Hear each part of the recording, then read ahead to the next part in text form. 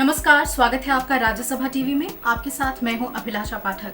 आइए बुलेटिन की शुरुआत करते हैं कोरोना वायरस से जुड़ी हुई अहम खबरों के साथ। महाराष्ट्र, तेलंगाना और पश्चिम बंगाल ने लॉकडाउन को 30 अप्रैल तक बढ़ाने की घोषणा कर दी है। आपको बता दें कि कल प्रधानमंत्री नरेंद्र मोदी के साथ वीडियो कॉन्फ्रेंसिंग के जरिए जो सभी राज्यों के मुख्यमंत्रियों की बैठक हुई, उसके बाद इन राज्यों ने 30 अप्रैल तक लॉकडाउन को बढ़ाने का फैसला लिया है। वहीं पश्चिम बंगाल सरकार ने 10 जून तक के लिए सभी स्कूल, कॉलेज और विश्वविद्यालयों की कक्षाओं को बंद रखने का फैसला लिया है।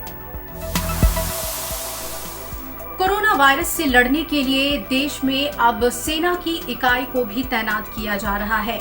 वहीं आवश्यक वस्तुओं की आपूर्ति भी सरकार के पूरे नियंत्रण में है।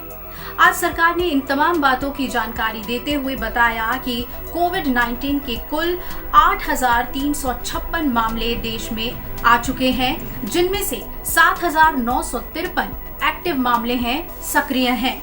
सरकार ने यह भी जानकारी दी कि पिछले 24 घंटे में कोविड-19 के 909 नए मामले सामने आ गए हैं और इस तरह से अब तक कोरोना के कुल 273 लोगों की जान जा चुकी है।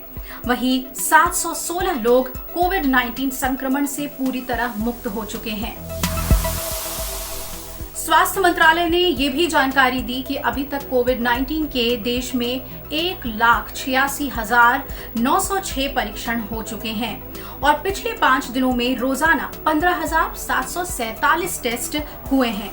अभी तक के परीक्षणों में 4.3% नमूने पॉजिटिव पाए जा चुके हैं। वहीं अगर हम तैयारियों की बात करें तो 9 अप्रैल को हमें जहां 1100 बेड की जरूरत थी, वहीं आज हमें 1671 बेड की जरूरत है।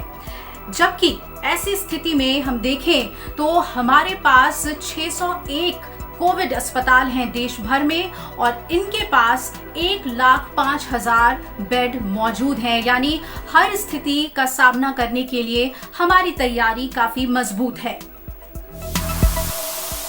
लॉकडाउन को देखते हुए वित्त मंत्रालय ने एक अहम फैसला लिया है और इसके तहत सार्वजनिक भविष्य निधि PPF सुकन्या समृद्धि खाते में साल 2019-20 के लिए अनिवार्य न्यूनतम जमा राशि कराने की सीमा 3 महीने के लिए बढ़ा दी गई है, यानी इसे 30 जून कर दिया गया है। ये छूट PPF सुकन्या समृद्धि खाते और आवर्ती जमा राशियों पर लागू होंगी। सरकार ने लॉकडाउन के मद्देनजर जो छोटे बचतकर्ता हैं, जमाकर्ता हैं, उनके हितों की रक्षा करने के लिए ये फैसला लिया है। ICMR ने फरीदाबाद में कोविड-19 के परीक्षण के लिए DBT संस्थान को स्वीकृति दे दी है। आपको बता दें कि जैव प्रौद्योगिकी विभाग की फरीदाबाद स्थित संस्थान DHSTI अब कोविड-19 परीक्षण के लिए तैयार है और ESIC चिकित्सा महाविद्यालय और अस्पताल के रूप में ये संस्थान अब काम कर सकेगी। फरीदाबाद क्षेत्र में ये कोविड-19 परीक्षण के लिए एकमात्र और पहली इकाई बन जाएगा।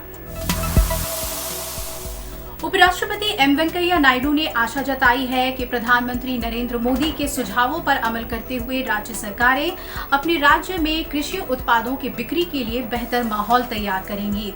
उन्होंने कहा कि कृषि उपज मंडी कमेटी यानी APMC कानून के प्रावधानों में कुछ तब्दीली की गई है और हितों में कुछ छूट दिए गए हैं ताकि अपनी उपज को किसान सीधे बेच सकें।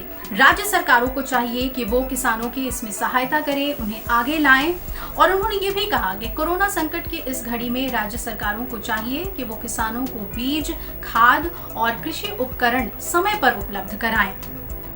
उपराष्ट्रपति ने इस बात पर खुशी जाहिर की कि इस बार विभिन्न फसलों की बुआई सामान्य से 32% अधिक हुई है और कोरोना संकट से जूझते हुए उन्होंने किसानों की हिम्मत, उनकी लगन और निष्ठा की सराहना करते हुए कहा कि पिछले साल के मुकाबले इस साल 37% अधिक कृषि क्षेत्रों में बुआई हुई है, जो काफी उत्साहवर्धक है।